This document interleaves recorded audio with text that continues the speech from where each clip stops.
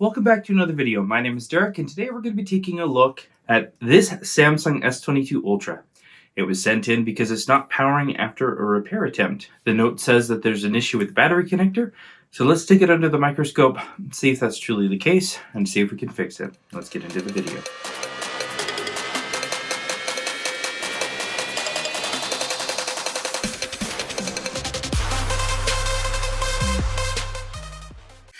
Alright, so we got the motherboard out. Let's disconnect the camera assembly, just like that. And then I've got some Captain tape here. You get a piece of that. And let's just put it right over the connector here, just so we don't potentially melt it as we go to look and replace this one. And let's go under the microscope. So we've got this battery connector that you can see has been fairly damaged, enough to where it needs to be replaced. So the first thing that we're going to do is we're going to add some flux. Come in with some hot air.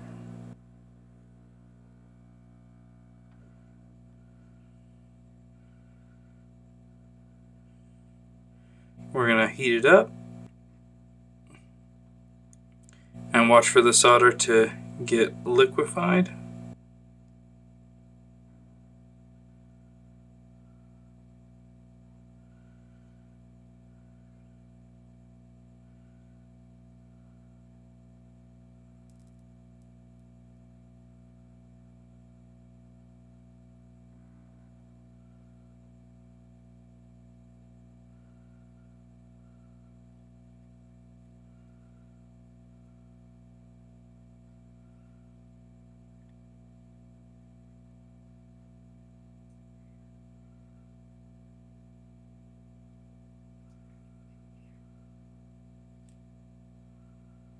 And once it's hot enough, we can start to see some movement in it. Lift it right up, and we'll let things cool down a little bit. In the meantime, what I'm going to do is get out our new connector. And you don't have to do this step, but I like to, when all possible. Is we'll flip it over on the back side. We'll add some flux. This part requires a bit of precision. Without actually touching the soldering iron to it, I'm just going to let the solder itself just tin the legs, the pins, everything.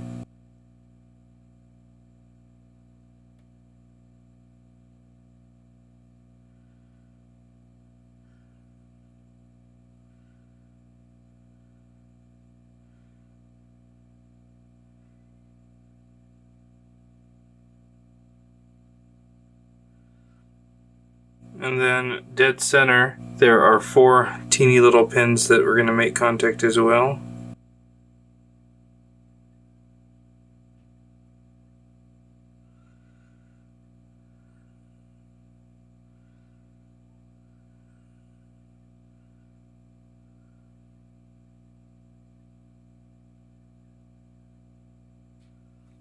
Just like that. We'll take the new connector, line it on up. And the flux acts kind of like I found it acts like a protective barrier for the plastic as well. So not only will it help in soldering, but it actually protects the connector, which is kind of unique. Now we'll take the hot air. So you can do this entire repair actually without the soldering iron. Now we'll warm up the area.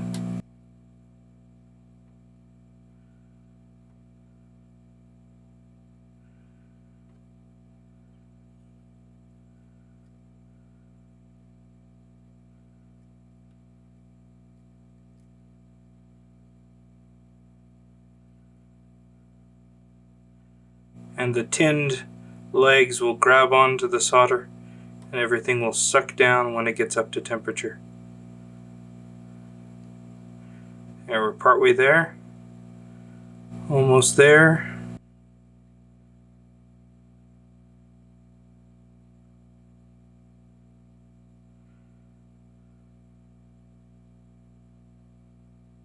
Over there.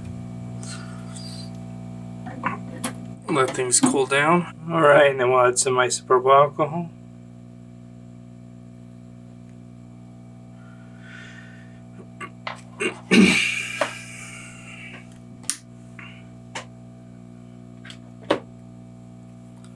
and we'll take a brush to it and we'll remove all of the flux and all of the from inside the connector and outside the connector. And take a microfiber cloth and we'll suck up all of the alcohol, and it'll also suck up all of the remnants of flux, leaving us with a really clean board. And now if we look down really carefully, and this is exactly what we're looking for.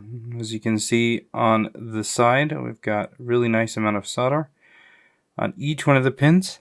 Sometimes those 3 smaller ones, or even the 2 slightly larger ones on their sides, don't make contact because of the ground planes on the connector. So you have to be sure that each one of the pins has plenty of solder jumping up onto the legs of the connector.